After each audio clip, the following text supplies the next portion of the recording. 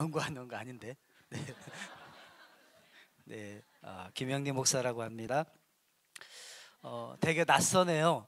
네, 저희 교회인 거는 분명한 것 같은데 낯설입니다. 왜냐하면 아까 불렀던 찬양들도 낯설고 또 여러분 얼굴도 되게 낯섭니다. 그래서 많은 얼굴도 몇 있지만 여름에 단기 선교 같이 간 친구들 말고는 다 모르는 얼굴들인 것 같아요. 제가 가끔 이게 본당 앞에 서 있으면 청년 같은 분들이 가끔 인사를 해요. 권사님 어디 가면 어떻게 돼요? 이렇게 물어보더라고요. 네, 그 정도로 여러분과 저하고 가깝지가 않다는 거죠. 좀 아는 체 좀 하고 지냈으면 좋겠습니다. 네, 감사드리고요. 일단 말씀을 먼저 우리 보도록 하겠습니다. 요한일서 2장 18절 19절 말씀입니다. 요한일서 2장 18절 19절 말씀입니다. 네, 같이 읽겠습니다. 시작. 아이들아, 지금은 마지막 때라. 적그리스도가 오리라는 말을 너희가 들은 것과 같이 지금도 많은 적그리스도가 일어났으니 그러므로 우리가 마지막 때인 줄 아노라.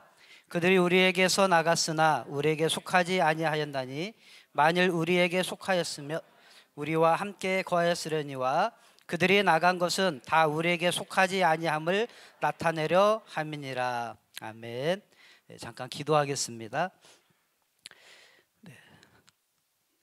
네, 사랑과 은혜가 풍성하신 하나님 아버지, 오늘 거룩한 주님의 날 저희들에게 허락하여 주시고 아버지 이렇게 또 함께 모여서 공동체로 예배하게 하심을 감사합니다. 우리가 이렇게 예배할 수 있는 교회가 있고 또 공동체 모임이 있다라고 하는 것이 우리가 얼마나 큰 축복인지 하는 저희들이 날마다 경험해 가며 알게 하여 주시고 그 축복을 누리게 하여 주시고 또 주님을 알지 못한 사람들에게 나눌 수 있는 저희들 되도록 인도하여 주시옵소서. 하나님, 부족한 종이 이 시간에 또 이렇게 단위에 섰습니다. 저의 육신의 모든 연약함과 허물들은 뒤로 감춰 주시고 오직 주님의 뜻만이 드러나는 시간 될 수 있도록 인도하여 주시옵소서. 주님께서 함께하여 주시길 원하며 예수님의 이름으로 기도합니다. 아멘. 제가 다른 데서 강의한 것보다 더 떨리네요. 저희 교회라 목사님께서 또 저를 믿고 이렇게 또 세워주셨는데 또 잘 해야 될 텐데 여러분이 기도해 주시기 바랍니다. 저는 예배 드리는 내내 사실 감격적인 시간이었습니다. 제가 잠깐 눈물을 흘리면서 예배를 드렸는데요. 제가 원래 눈물이 별로 없는 사람입니다. 그런데 왜 눈물을 흘렸냐면 이 자리에서 젊은이들과 예배를 드린 것이 17년 만입니다. 제가 이 교회에 처음 오기 위해서 그 면접 설교죠. 설교를 그때 다른 분들은 다 뭐 수요예배 또는 뭐 금요차라 이럴 때 설교를 시키셨는데 저는 아마 젊은이 교회를 그때 맡기시려고 그랬는지 젊은이 교회 이 시간 예배 시간에 그때 저를 세워 주셨습니다. 그런데 워낙 설교를 못 해가지고 젊은이 교회를 안 맡기시더라고요. 네. 근데 이제 17년 만에 제가 이제 올 때 설교했고 이제 떠납니다. 네, 떠날 때 또 이렇게 설교하게 돼서 너무나도 또 감사하게 생각합니다. 세워주신 우리 또 이면철 목사님께 감사드리고 우리 젊은이 교회 감사드립니다. 오늘 이제 제가 맡은 것은 2단에 대해서인데요. 여러분들이 아마 그 제 강의를 작년 1월 달에 중고청 연합 수련회 때 들으신 분 계신가요? 한번 손 한번. 네, 그래도 꽤 있네요. 네, 감사합니다. 뭐 중복될 수도 있겠지만 조금 보강을 해서 오늘은 짤막하게, 그때는 이제 3시간 한 20분 했었는데 이번 동계 수련회 때도 저보고 4시간 해달라고 하더라고요. 근데 줄여서 3시간 할 겁니다. 그러니까 그때 자세한 거는 그때 다루기로 하고 오늘은 핵심적인 부분만 우리가 다루도록 그렇게 하겠습니다.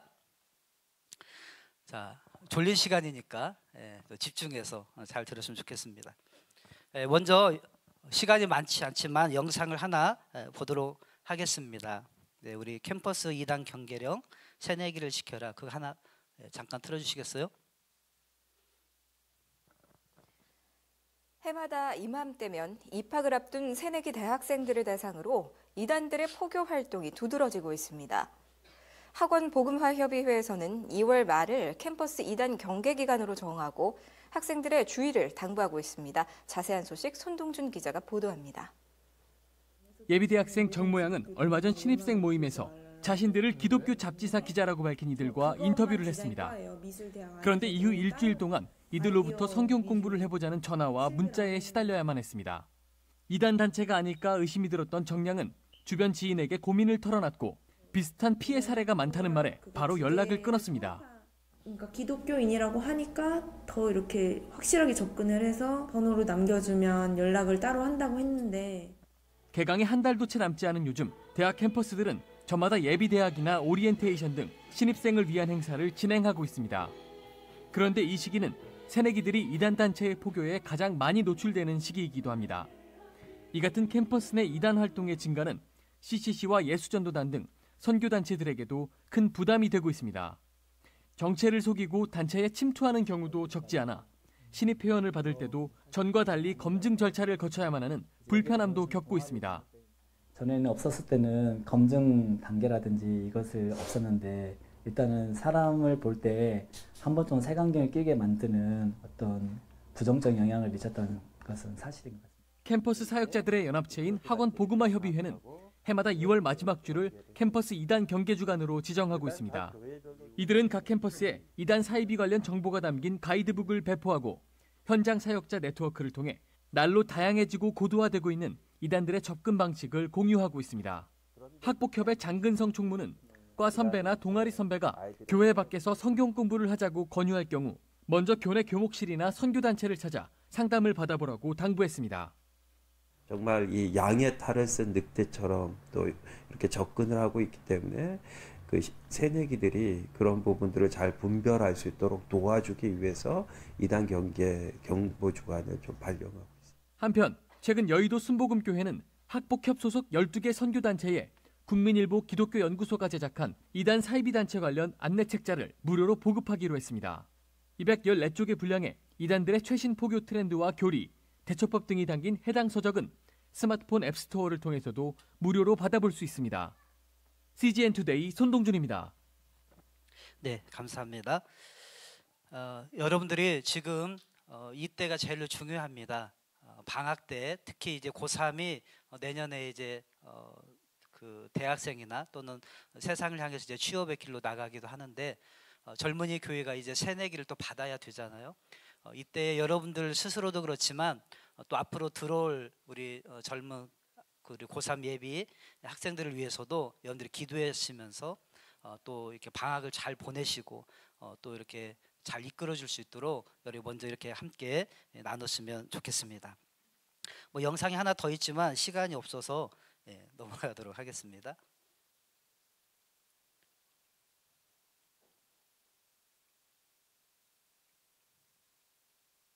네, 이게 잘 안 되나요? 네, 이 시간은 이제 2단 예방 접종입니다. 우리가 몸이 아프면 미리 예방 접종을 하면 좀 거뜬 이겨낼 수 있잖아요. 겨울철에 이제 감기, 독감 많이 심한데 독감을 예방하기 위해서 뭐 해요? 예방 접종을 하잖아요. 돈 들여가면서. 마찬가지로 우리가 이단에 대해서 이 시간에 짤막한 시간이지만 여러분들이 예방 접종을 한다 이렇게 생각하시고 들어주시면 되겠습니다. 자, 이단이란 뭐냐? 뭐 기본적으로 여러분들 다 알고 계실 겁니다. 이단이라고 하는 말은 원래 헬라어로 헤럿이라고 하는 단어에서 나왔는데 이제 분파라는 뜻입니다. 성경에 보면 뭐 바리새파, 뭐 사두개파 이런 파가 나오죠.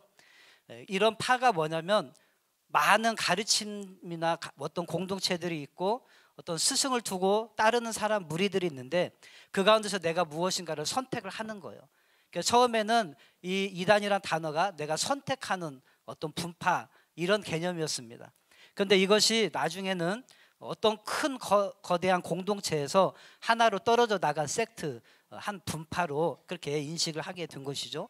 그래서 지금은 이제 기독교 정통 기독교에서 벗어난 어떤 작은 분파들 그 가운데서 기독교의 기본적인 가르침에 대해서 왜곡된 것을 가르치는 사람들 공인된 복음으로부터 의도적으로 이탈해서 전체 교회가 공통으로 믿는 것과 다른 것을 가르치는 것을 이단이라고 그렇게 부르고 있는 것이죠. 그래서 이단과 우리가 용어를 좀 구별을 해야 되는데요. 이단이란 말은 주로 교리적인 측면에서 이단이라고 하는 호칭을 붙이는 것입니다. 교리적인 면에서 기존 교회와 다른 것을 가르치는 것을 이단이라고 해요. 그의 반면에 이제 사이비란 말도 많이 들어보셨죠? 사이비는 뭐냐면 사회적으로 윤리적으로 무리를 일으켜 가지고 문제시 되고 있는 그런 것들을 가리켜서 사이비라고 하는 것입니다. 그래서 이단과 사이비가 같은 성격을 가지고 있기도 하지만 또 이단이라고만 할 때 예를 들어서 안식교 같은 경우는 우리가 사이비라고 하지는 않지요. 그냥 이단이라고 합니다. 왜냐하면 안식교는 크게 사회적으로 무리를 일으키지는 않거든요. 그렇기 때문에 이단과 사이비를 여러분이 조금 구분하시면 되고요. 타종교와 이단도 또 다르다라고 하는 것입니다. 타종교는 말 그대로 믿는 대상이 완전히 다르고 경전이 완전히 달라요. 그래서 불교나 유교, 이슬람교는 타종교라고 우리가 부릅니다.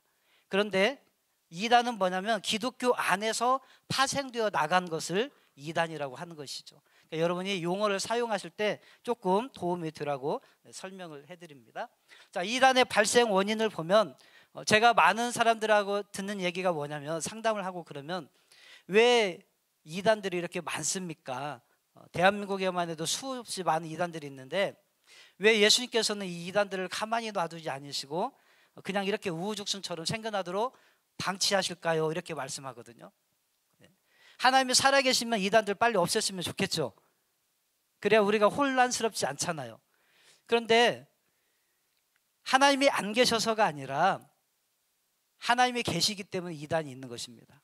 왜냐하면 마태복음 24장 3절에서 51절의 쭉 내용을 보면 마지막 때의 현상에 대해서 주님께서 오실 때 어떠한 징조가 있겠습니까? 라고 사람들이 물어볼 때에 그때에 대답하기를 예수님께서 이러이러한 징조가 있을 것이다 라고 말씀하시는데 그 중에 하나가 뭐냐면 많은 적그리스도가 내 이름으로 와서 예수님의 행세를 할 거라는 거예요.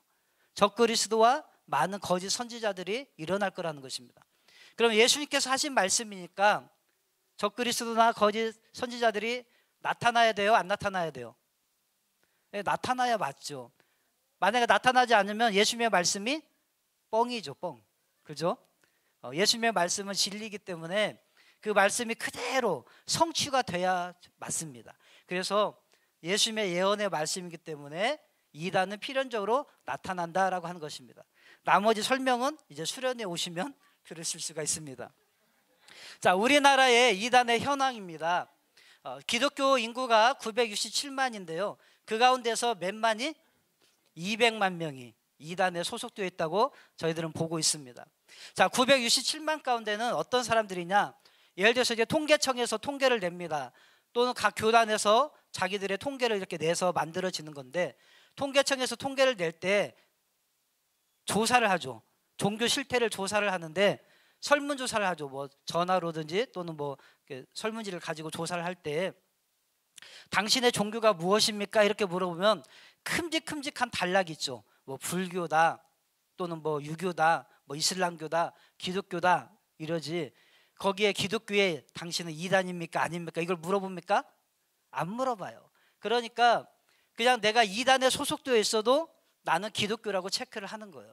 그러니까 우리가 5천만에 가까운 인구 가운데서 967만이면 엄청난 많은 수이긴 하지만 사실은 뚜껑을 열고 보면 그 가운데 200만 명은 전부 이단에 소속되어 있는 사람들이라는 거예요.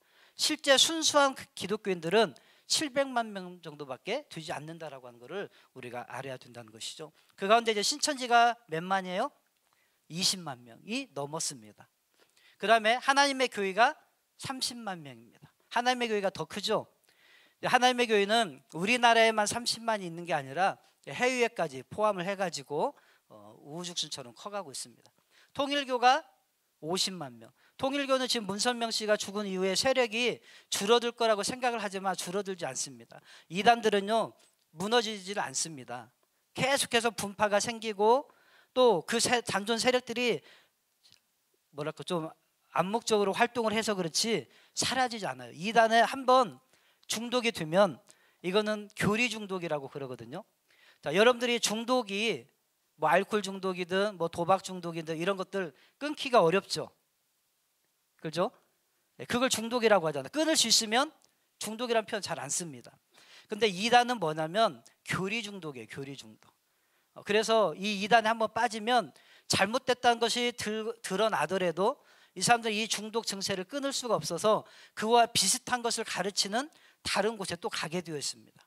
그래서 지금 이제 신천지가 예를 들어서 이만희 그 교주가 이제 곧 죽을 날을 앞에 두고 계신데 그분이 돌아가신다고 해서 신천지가 다 무너지느냐? 그렇지 않습니다.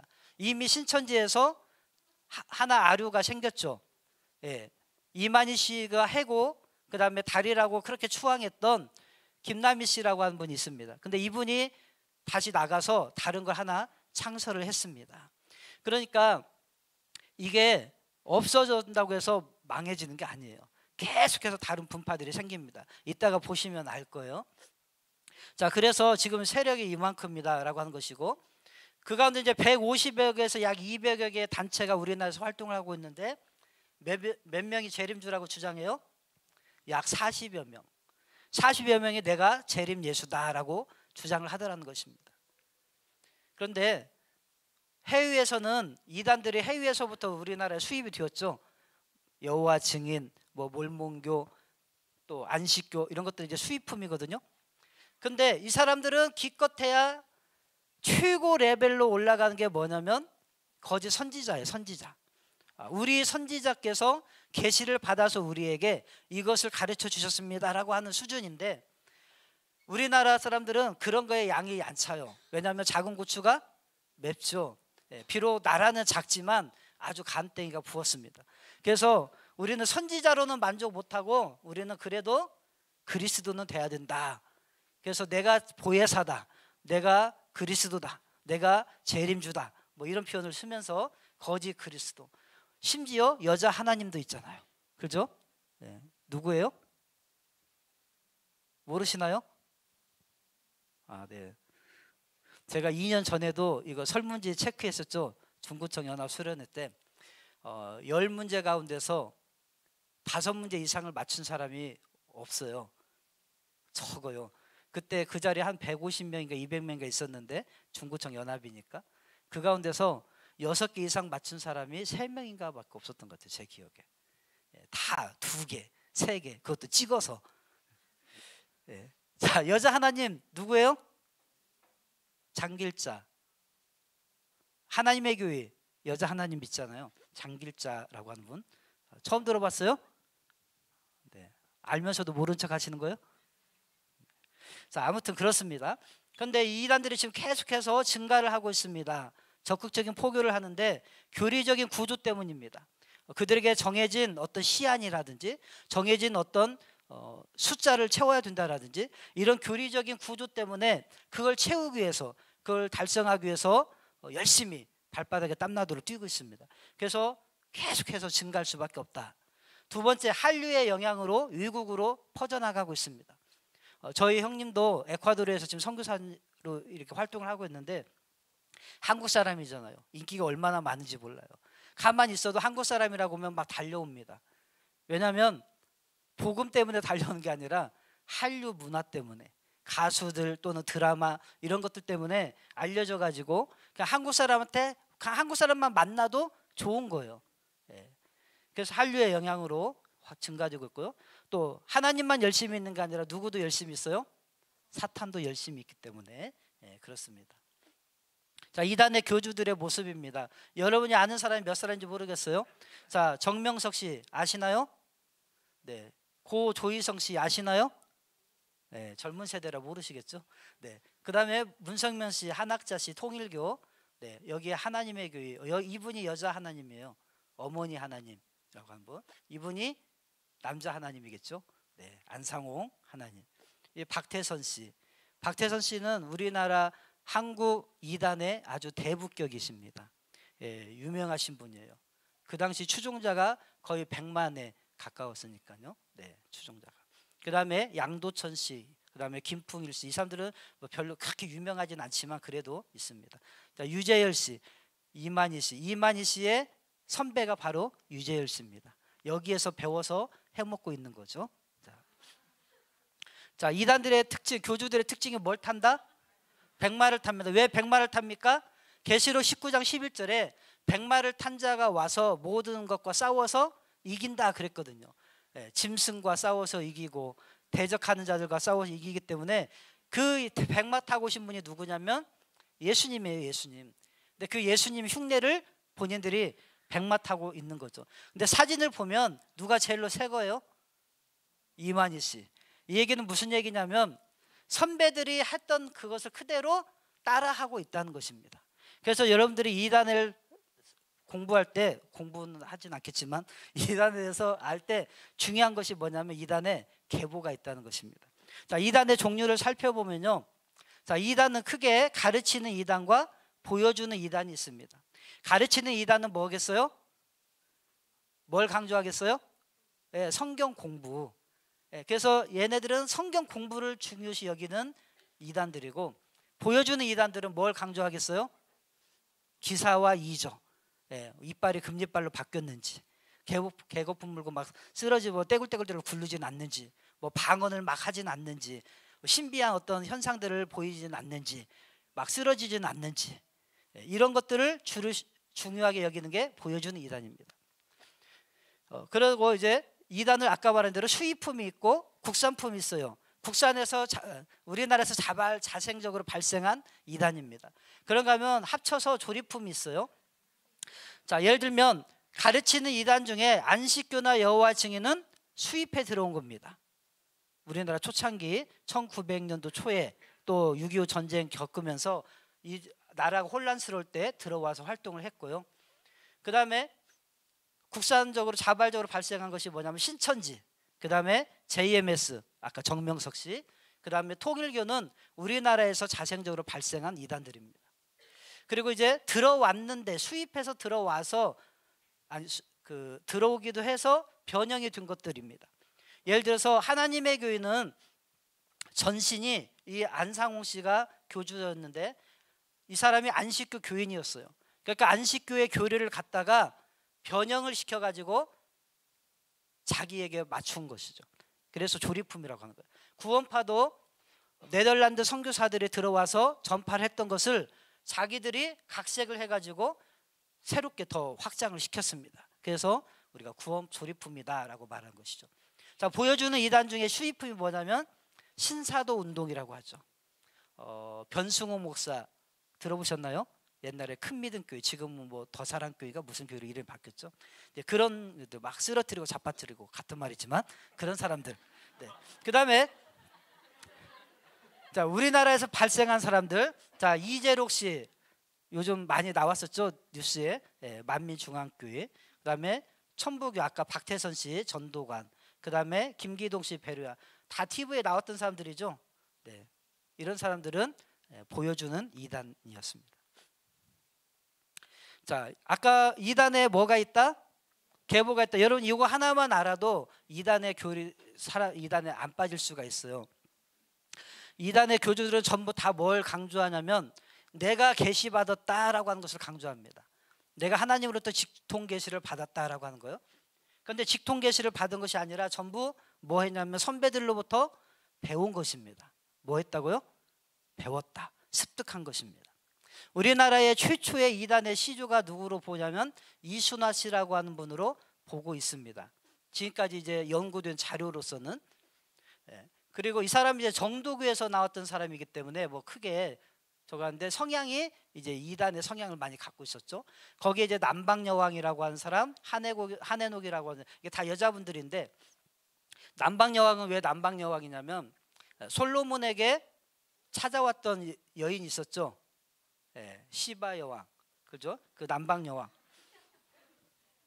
네, 거기에서 따온 사람입니다. 남방 여왕 한해녹 씨. 근데 이제 중요한 인물이 누구냐면 다 중요한데 여러분이 기억하셔야 될 분은 이 김성도라고 하는 분하고 백남주라고 하는 분하고 김백문이라고 하는 분하고 뭐 박태선 씨하고 문선명 씨하고 그 다음에 정명석 씨 이런 이름만 기억을 하시면 돼요.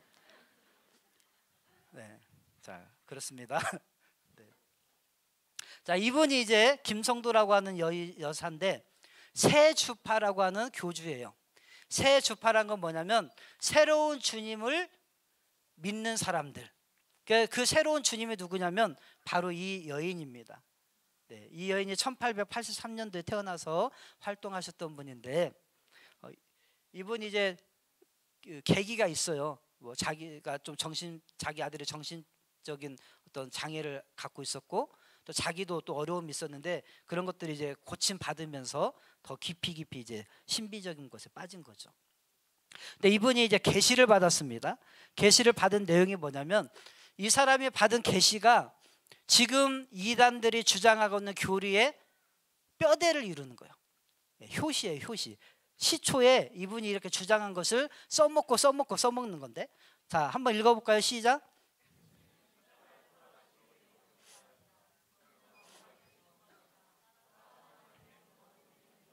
네, 자 결론은 뭐예요? 십자가 죽음은 실패다. 실패니까 뭔가 구원을 성공시켜야 될 다른 것이 필요하겠죠. 그걸 가르치기 위해서 연장되었다라고 하는 거죠. 구원 섭리가. 그래서 우리는 기독교는 뭐예요? 예수님께서 우리의 구원을 완성시키셨다. 그래서 마지막 구원자, 최후의 구원자로 우리는 예수님을 믿어요. 마지막 구원자이면서 유일한 구원자죠, 사실은.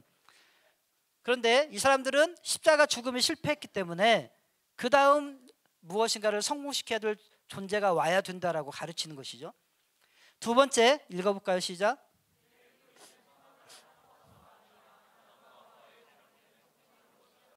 네, 자 죄가 어디에서부터 시작하죠? 성경에 에덴 동산의 선악과 사건이잖아요. 그 선악과 사건을 통해서 설명을 하는 건데, 선악과는 우리가 알기로는 어떻게 알고 있어요? 생명을 얻게 하는 생명나무가 있고 선과 악을 알게 하는 나무가 있는데, 아담과 하와가 선악을 알게 한 나무의 실과를 따먹어서 눈이 밝아져서 자기들의 벗은 것을 알게 되면서 죄가 들어온 걸로 알고 있죠. 근데 아담과 하와가 그 선악을 알게 한 나무의 실과를 따먹었고 나서 부끄러웠어요. 자기들이 부끄러운 걸 알고 어디를 가려요? 성경 좀 보세요. 어디 가렸는지도 모르고. 어디 가렸어요? 네? 그렇지, 몸을 가렸겠지. 몸 어디를 가리냐고, 몸. 네, 남녀 생식기 부분을 가렸잖아요. 처음 들어요? 그때 없어서 안 봤어, 몰라요? 자, 생식기를 가렸단 말이에요.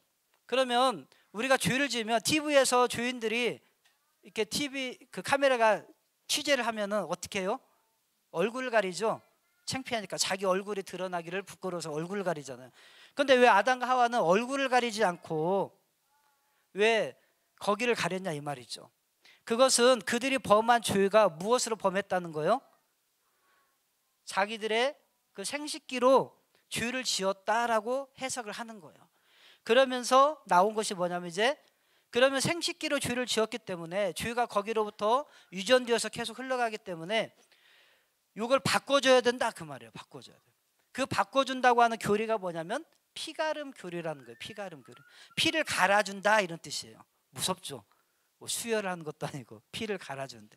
근데 피를 갈아주는 방식이 뭐냐? 깨끗한 사람, 정결한 사람. 우리는 다 죄인인데 죄가 없는 사람이 있을 거 아니에요. 그 사람들이 이제 계시받은 교주 아니겠어요? 그 교주와 성관계를 통해서 바꿔줘야 된다는 거예요. 그래서 나온 교리가 피가름 교리예요. 그래서 통일교나 JMS나 이런 사람들이 전부 다 문란한 성생활이 문제가 되는 이유가 뭐냐면 이 교리 때문에 그래요. 교리 때문에. 자, 세 번째 읽어볼까요?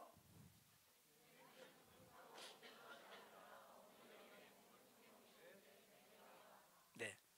자, 뭐 타고 오시는 것이 아니라 우리는 예수님께서 뭐 타고 오시는 걸로 알아요? 그 구름은 어떤 구름이에요? 실제로 하늘에 저 떠 있는 구름으로 믿으시는 분. 이거 믿는다고 손 들자니 약간 유치한 것 같고 안 들자니 믿음이 저거. 자, 한번 들어보세요. 없어요? 그럼 다 뭐예요? 구름을 뭘로 알고 있는 거예요? 네? 자, 이러니까 이단에 빠지는 거예요. 자, 예수님이 말씀하신 구름은 실제로 구름이에요. 그런데 이단들은 그 구름을 구름이 아니라고 해석을 하는 거예요. 구름은 다른 것이다. 구름을 뭘로 해석하냐면 영이나 또는 육체로 해석을 하는 거예요. 뭘로 해석한다고요? 영이나 육체. 그러면 처음부터 구름은 구름이 아니라 영이요 육체다라고 말하면 누가 믿겠어요? 안 믿겠죠. 그래서 만들어진 게 뭐냐면 비유풀이라는 거예요. 비유라고, 성경은 비유로 되었는데 이 비유를 잘 풀어서 배워야 되고, 그 비유를 통해서 나중에 알게 되면 구름은 육체 또는 구름은 영이 되는 공식을 여러분들이 배우게 돼요. 그거 배우시고 싶으신 분은 수련회 오시기 바랍니다. 자, 이 사람들이 왜 이걸 강조하냐면 절대로 흉내낼 수 없는 게, 뭐 귀신을 내쫓을 수 있고요, 병자 고칠 수 있고요, 여러 가지 할 수 있어요. 심지어 죽은 자도 솔직히 살릴 수 있습니다. 근데 지금까지 어떤 교주도 못 해낸 게 있어요. 그게 뭐냐면 구름 타는 거예요. 여러분, 구름 타고 오는 거 누가 봤어요? 뉴스에서 본 적 있어요? 획기적인 사건 아니에요? 근데 아무도 구름 타고 온 적이 없거든요. 구름 타고 오는 거는 흉내낼 수가 없는 거예요. 그러니까 구름은 구름이 아니라 다른 거다라고 해석을 하는 거죠. 그게 이제 구름교리입니다. 그 다음에 한번 읽어보겠습니다.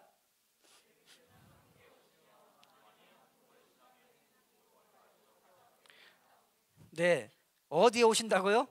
한국. 그게 무슨 교리냐면 동방교리입니다. 성경에 동방이라고 하는 말이 많이 나와요. 네, 이제 예수님 오신 날 동방박사가 적었는데, 그 사람들이 주장하는 동방이 한국이면 동방박사는 전부 한국 사람이어서. 근데 실제로 주장을 그렇게 합니다. 이따가 보겠습니다.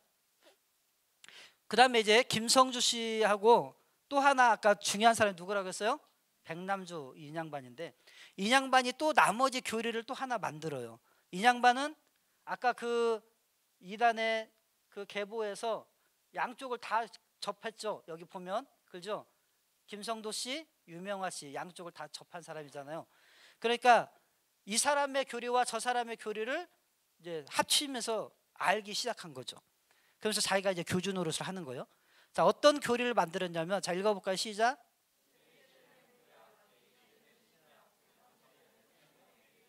자, 무슨 논?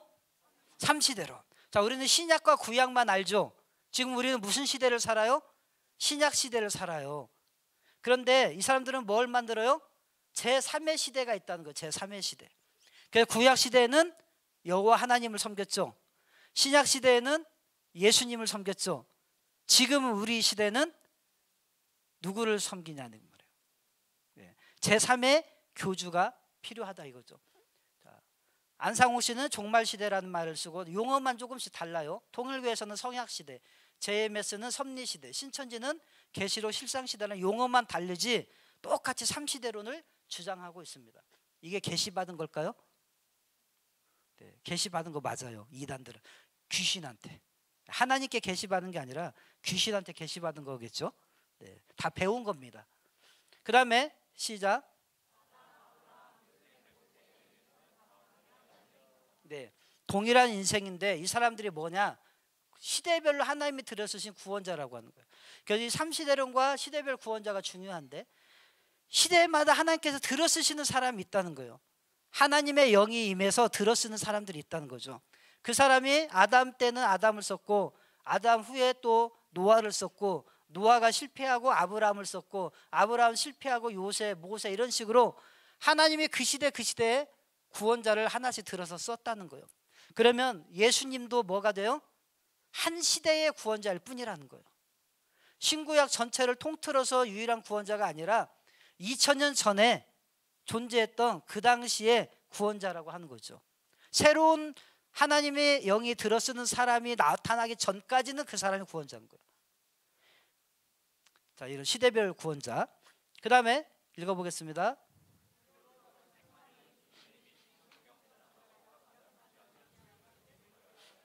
자, 글로 적은 책만이 성경이냐? 아니라는 거예요. 계시가 계속해서 임하기 때문에 지금 계시하는 것도 하나님의 말씀이다라고 강조를 하는 거예요. 그래서 성경 위에 뭐가 나와요? 자기들만의 경전이 나오는 거예요. 그래서 통일교는 원리 강론, 천부교 박태선 씨는 오묘원리라고 하는 책이 나오는 거고요. 예를 들면 몰몬교는 우리 옆에 있잖아요. 몰몬경이라고 하는 성경을 갖고 있죠. 그런 식으로 자기들만의 성경이 있어요. 여호와의 증인은 새 세대 번역 성경이라고 하는 그런 성경을 갖고 있습니다. 자, 마지막 시작.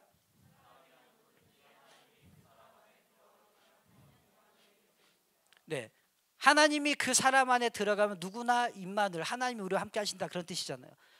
임마누엘이 될 수 있다. 이것이 뭐냐면 인간 신화 사상이 드는 거예요. 그러니까 여러분도 막말로 이야기하면 다 신이 될 수 있어요. 뭐가 임하면? 하나님의 영이 임하면 다 여러분도 계시받은 사람이 되고 신격화가 될 수가 있는 것이죠. 벌써 9분이네. 네. 자, 동방교리, 예를 들면 배웠다고 하는 것을 설명하는 거예요.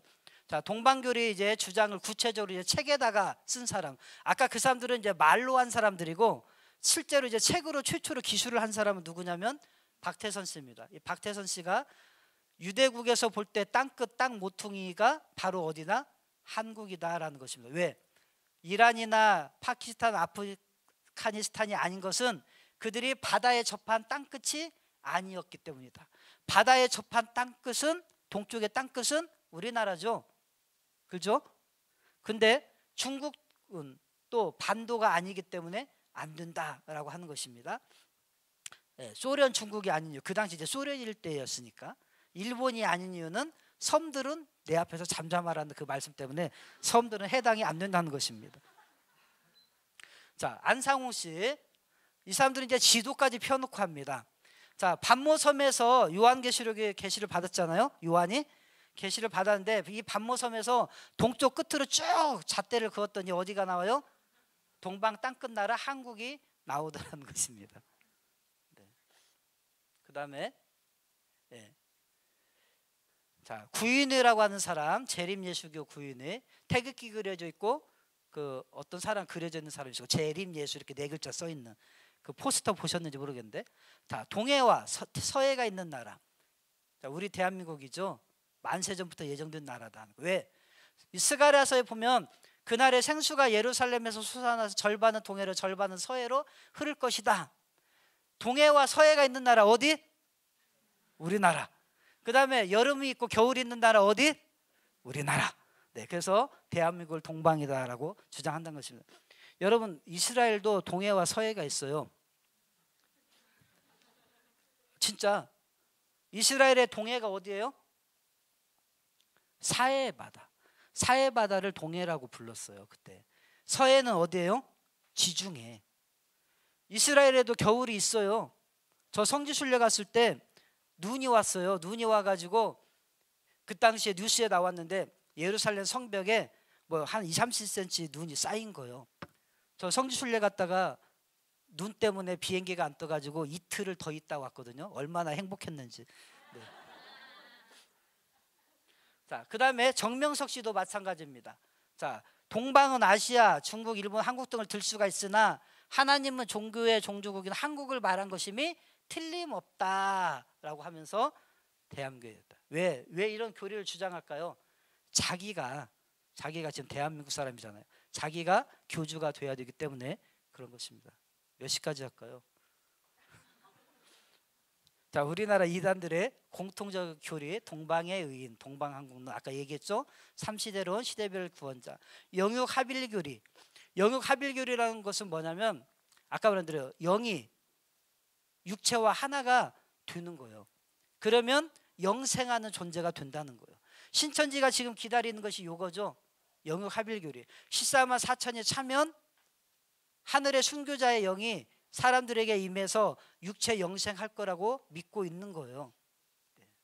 그래서 영육합일교리. 그 다음에 비유풀이. 아까 비유풀이 하는 이유 말했죠. 성경을 각색을 해야 되는데 비유풀이는 뭐냐면 안경을 새로 껴주는 거예요. 자, 빨간 안경 껴주면 빨간색으로 다 보이고 노란 안경 써주면 다 노란색으로 보이듯이 비유라고 하는 안경을 써주면 전부 성경이 이제 뭘로 보이냐면 비유로 보여요. 사람이 사람으로 안 보여요.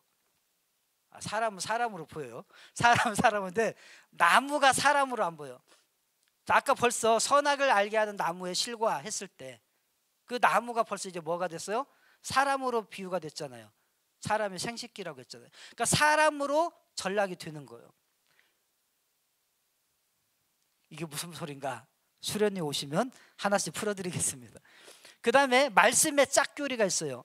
이사야서 34장 16절에 보면 너희는 하나님의 말씀을 자세히 주의하여 살펴봐라. 이것들이 짝이 없는 것이 없고 그런 말씀이 있거든요.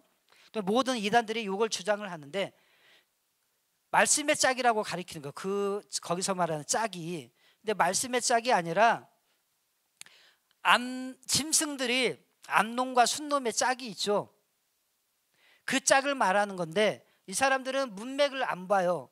왜 문맥을 안 보냐면 교주들이 최고 학력이 중졸, 보통 초졸, 초중퇴.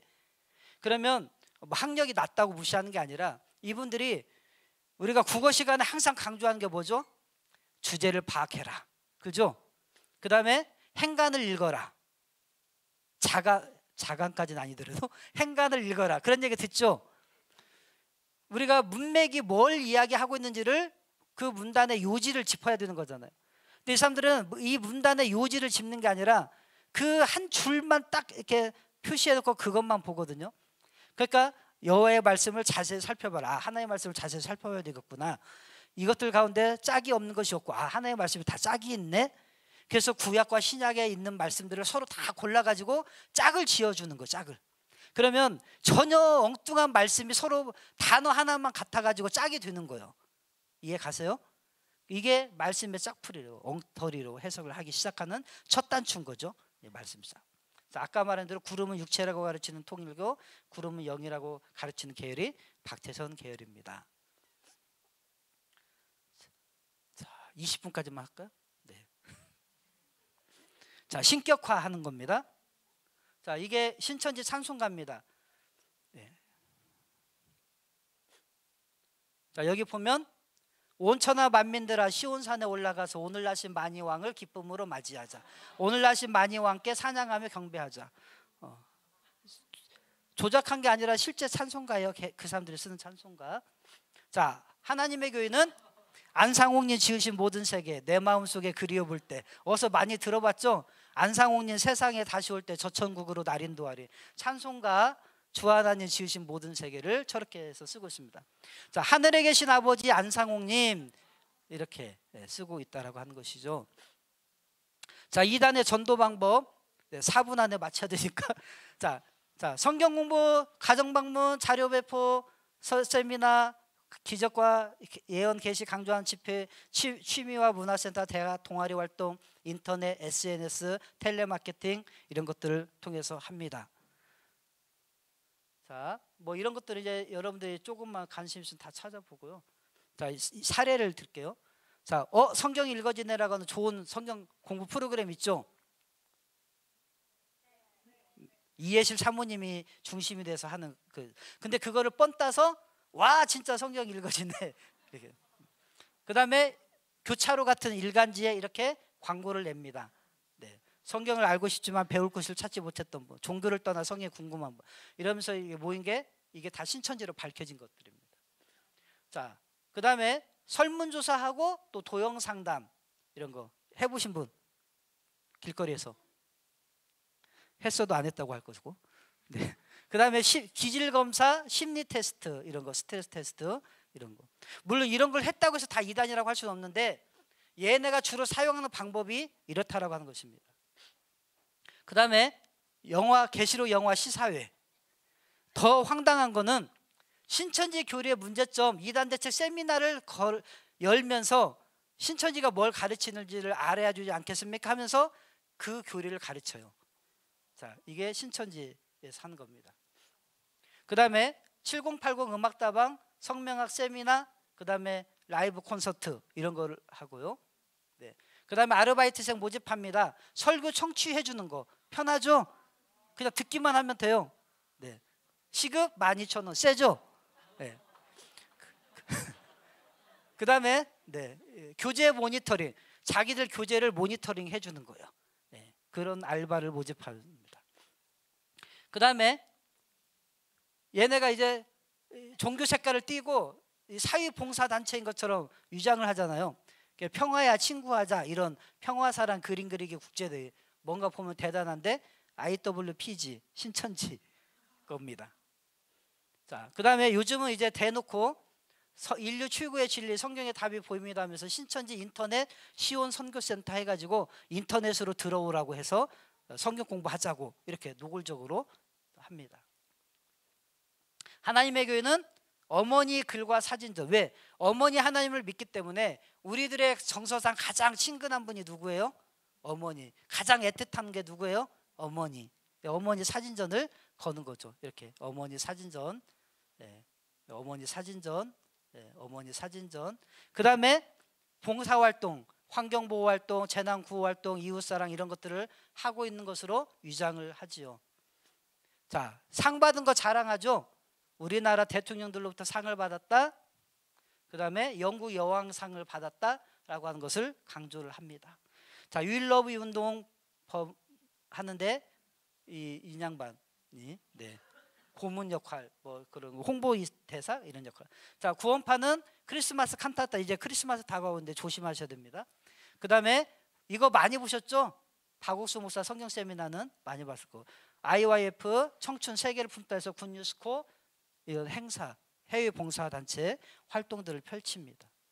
자, 이게 지금 캄보디아에서 했던 일, 어마어마한 아이들이 이렇게 미혹을 당하고 있어요. 해외에 가서 하고 있어요. 자, 이제 각 종교는 어디 오시면? 수련회 오시면 하겠고요. 특별히 이거 하나만, 여러분 혹시 어디 끌려갔는데, 물론 복음방 할 수도 있고 혹시 요 단계까지 끌려가신 분 있는지 모르겠어요. 이런데 자, 이렇게 책상이 이렇게 있고 의자가 2개씩 있고 앞에 큰 칠판이 있는 곳은 어디밖에 없어요? 자, 학교, 학원. 근데 학교도 아니고 학원도 아닌데 이런 게 걸렸으면 100% 신천지입니다. 자, 요 칠판을 쓸 수밖에 없는 게, 요 칠판을 전국 지부에 모든 그 공부하는 센터에 일괄 구매를 했어요. 싸게. 그러다 보니까 똑같이 생겼어요. 어디를 가도. 자, 이거 신천지에서 이번에 10만 명 수료식, 이번에 자기네들 저거 했던 거 10만 명 수료식. 무섭죠? 한 날에 20만 명 시험 보는 거. 자세한 내용은 어디 오면? 아이고. 자, 혹시 여러분 이거 깔려 있으면 신천지입니다. S라인, 텔레그램 깔려 있으면 여러분들 확인을 좀 하세요. 그러면 신천지를 가능성이 많아요. 왜냐하면 이 사람들은 이걸로 자기들끼리 커뮤니케이션을 하고 있습니다. 이 사진 20분 넘어갔습니다. 제가 이 사진을 꼽아온 이유는 뭐냐면, 자, 이게 지금 시위하는 거거든요. 신천지가 뭐 CBS 물러나라 뭐 이런 거, 예를 들어 그런 건데, 강제 개종 목사 이런 처벌하라 이런 건데, 자, 요게 지금 다 엄청나게 뺑뺑 둘러싸여 있어요. 근데 이 사람들을 확대해서 봤더니 다 청년들, 학생들이라는 거예요. 여러분, 그나마 우리 교회는 이렇게 젊은이 교회가 그래도 많잖아요. 대한민국의 젊은이들이 다 거기가 있어요. 큰일 났어요.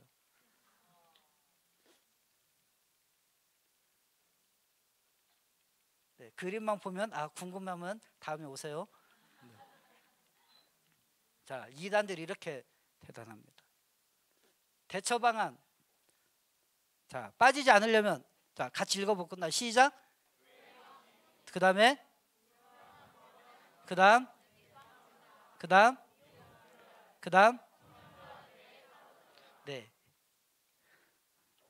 자, 중요한 거는 근데 오늘 본문을 읽고 한마디도 안 했네요.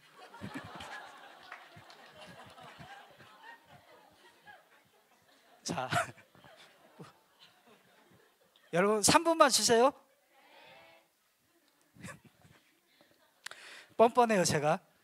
자, 오늘 말씀에 마지막 거짓 그리스도인들이 나타나고 거짓 그리스도가 나타나서 활동을 하는데, 그들을 가리켜서 뭐라고 말하냐면 우리에게서 나갔다 이렇게 말합니다. 그래서 여러분들이 거기에 중요한 단어가 나오는데, 떠남과 속함이에요. 속함과 거함이에요. 속함과 거함. 자, 여러분, 이 세상에 가장 강력한 공동체가 있습니다. 공동체의 중요성을 설명하려고 하는 거예요. 자, 이 세상에 가장 강력한 공동체는 뭐가 있을까요? 여러분 가족은 튼튼하군요. 강력하군요. 감사합니다. 자, 가장 강력한 공동체는 군대입니다. 군대. 근데 군대를 좋아합니까? 억지로 끌려가니까 도살장 같으니까 싫은 거죠. 그렇죠? 강력하지만 비자발적이기 때문에 싫어합니다. 맞죠? 근데 자발적으로 가는 사람들이 있죠. 어디? 뭐 해병대라든지 공수부대 뭐 이런 특전사 이런 데들은 자발적으로 가는 사람들이 있죠. 예. 그 사람들은 자랑스러워하죠. 예. 그런 거예요. 자, 그 다음에 가장 작은 공동체가 있어요. 어디예요? 예, 가정. 최소 단위 2명. 그죠? 자식 낳으면 셋, 넷, 넷 이렇게 되겠죠. 그런데 이 가정은 떠나고 싶어요? 머물고 싶어요? 예, 물론 아주 가정이 좀 문제가 있는 가정들을 떠나고 싶어 하겠지만 기본적으로 가정은 내가 항상 머물고 싶은 가족 공동체잖아요. 왜 그래요? 사랑으로 뭉쳐져 있기 때문에. 그렇죠? 자, 그러면 가장 이상적인 공동체는 어딜까요? 가장 이상적인 공동체. 네? 교회. 교회니까 우리가 교회에 있으니까 교회라고 해야 할 거 아니에요. 가장 이상적인 공동체 교회. 왜? 가장 이상적인 것을 알았기 때문에 공산주의가 기독교 공동체를 모방해서 나온 게 공산주의예요. 사유주의예요. 가장 이상적인 공동체예요. 왜? 자발성에다가 사랑이 겹쳐지면 가장 아름다운 공동체가 교회가 되는 거예요. 여러분 교회 억지로 끌려오셨어요? 네, 자발적으로 오셨죠. 거기에 뭐가 있어요? 하나님의 사랑과 여러분들끼리의 사랑, 아름다운 풍성한 교제가 있죠. 가장 이상적인 공동체예요. 그런데 군대가 부담스러운 것은 억압적이고 비자발적인데 책임져야 될 범위가 너무 넓어요. 힘들어요. 가정은요 소수인데, 그죠? 네. 책임져야 될 헌신의 범위는 작아요. 근데 교회는 헌신해야 될 범위가 약간 넓어요. 이상적이고 자발적으로 모였고 사랑도 있는데 헌신의 범위가 좀 넓어요. 그래서 우리에게 필요한 게 뭐냐면 가장 건강한 공동체가 필요해요. 무슨 공동체요? 건강한 공동체. 자발적이면서 사랑도 있으면서 서로 헌신의 범위가 적당한, 너무 넓지 않은 그 공동체가 뭘까요? 그게 바로 오늘 추첨을 할 셀이에요. 여러분 건강한 가정이 아닌 사람들이 이단에 왜 빠지느냐? 대부분 가정에 문제가 있는 사람들이 이단에 많이 빠져요. 의사소통이 안 되기 때문에, 마음을 터놓을 수가 없기 때문에. 그런데요 건강한 가정은 이단에 빠질 수가 없습니다. 일거수일투족을 가족과 공유하기 때문에. 저희 가정은 일거수일투족을 다 공유를 해요. 그러니까 아직은 걱정이 없어요. 학교에서 맞고 와도 자랑해. 이런 가정은 이단에 빠질 리가 없습니다. 그런데 비밀이 많거나 뭔가 숨겨야 된다거나 사랑받지 못하거나 이러면 이단에 가면 그 공동체가 채워준다고 생각을 하는 거예요. 자, 여러분 이단에 안 빠지는 가장 좋은 방법은 여러분의 셀에 있으면 됩니다. 제가 오늘 말씀을 준비해 왔는데 아까 코이노니아 영상에 잠깐 멘트가 나오더라고요. 임팔라 무리에서 벗어나면 사자 밥이 돼요. 여러분 무리에 묶여있지 않으면, 제가 어렸을 때 논에 가서 수술하는데 다 볕단을 묶거든요. 요즘 무슨 얘기인지 모르겠지만 젊은 사람들이라서. 근데 이 볕단에 묶여있지 않고 나달이 다 이렇게 떨어져요. 이렇게 사람들이 지나가고 기계가 탈곡을 해도 그 떨어진 나달들은 전부 다 들쥐 밥이 됩니다. 여러분이 이 공동체에 속해 있다는 거, 또 조그만 그룹으로 소그룹으로 묶여 있다라고 하는 것이 축복입니다. 하나님의 추수곡식단으로 하나님의 곳간에 들어가실 거예요. 그러니까 여러분 이 공동체를 소홀히 여기시면 안 됩니다. 공동체가 튼튼하면 서로 지켜줍니다. 근데 공동체가 약하면 위험하죠. 공동체에서 벗어나려고 하지 마시고 셀을 사랑하시고 같이 헌신하면서 잘 세워가실 수 있는 여러분들 되기를 축복합니다. 기도하겠습니다. 하나님 감사합니다. 오늘 이단에 대해서 우리가 짧게 살펴보았습니다. 하나 중요한 것은 우리 안에 이 아름다운 공동체가 있어서 내가 보호받고 있음이 축복임을 알게 하셔서 감사합니다. 하나님, 우리에게 주어진 이 안산광립교회 젊은이 교회를 사랑하게 하시고 또 내게 속해야 될 이 셀에 대해서 하나님 우리가 자발적으로 또 아버지 하나님 사랑으로 그러면서도 내 손이 뻗칠 수 있는 헌신의 범위 안에서 하나님 건강한 공동체 세워감으로 나도 지키고 또 서로를 지켜갈 수 있도록 좀 축복하여 주시옵소서. 하나님 나라가 얼마나 아름다운지를 경험할 수 있게 인도하여 주시옵소서. 모일 때마다 함께 하신 성령님의 은혜가 차고 넘치게 하여 주시옵소서. 예수님의 이름으로 기도합니다. 아멘. 길어서 죄송합니다.